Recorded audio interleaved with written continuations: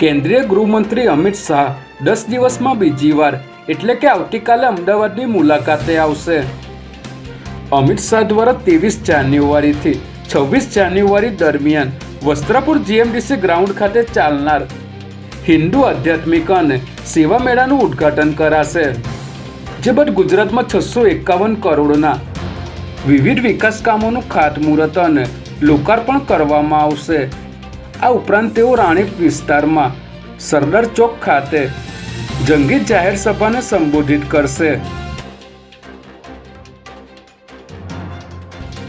Narol circle નજીક મોડી રાત્રે આઈસીઆઈસીઆઈ બેંકનું એટીએમ તોડવાનો અજાણ્યા શખ્સ દ્વારા પ્રયાસ કરવામાં આવ્યો હોવાની ઘટના સામે આવી છે.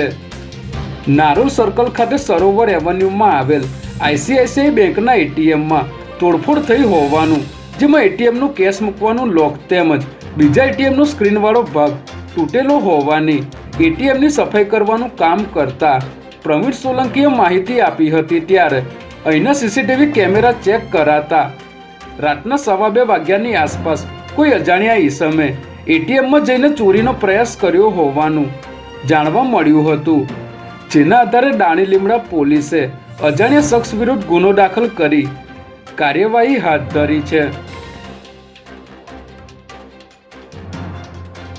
અમદાવાદમાં જાહેરમાં વધુ એક હત્યાનો બનાવ સામે આવ્યો છે, જેમાં વિશાલ પટણી અને તેની પત્ની વચ્ચે અવારનવાર ઝઘડા થતા હોવાથી તેની પત્ની રીસામણે બેઠી હતી અને થોડા સમય પહેલા વિશાલને ખબર પડી હતી કે તેની પત્નીને ડેબુ પટણી નામના યુવક સાથે અનૈતિક સંબંધ છે. ત્યારે તાળાવાડી ચાલી પાસે વિશાલ ઊભો હતો. તે દરમિયાન ડેબુ પટણી તેના સાગરીતો સાથે અહીં આવ્યો હતો અને તારી પત્નીને છૂટાછેડા આપી દે તેવું કહીને ટ્રાફિકથી ધમધમતા વિસ્તારમાં જાહેરમાં વિશાલને છરીના ઘા ઝીંકતા માહોલ તંગ બન્યો હતો, જેમાં વિશાલનું મોત નીપજતા પોલીસે 4 શખ્સો વિરુદ્ધ ગુનો નોંધી તપાસનો ધમધમાટ શરૂ કર્યો છે.